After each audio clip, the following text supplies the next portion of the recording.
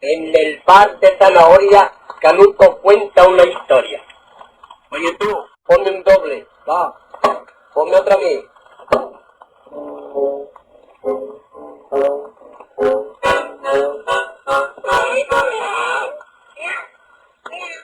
Viajando por la China, encontré unos piratas.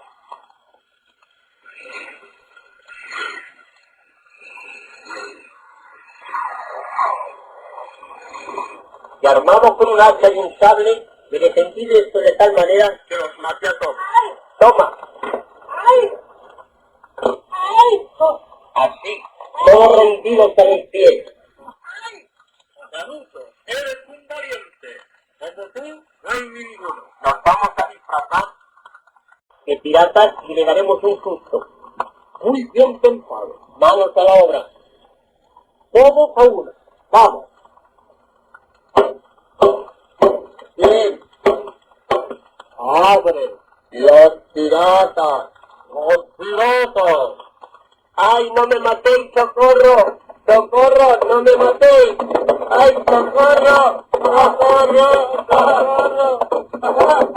Mira, ya te decía yo, un valiente embustero.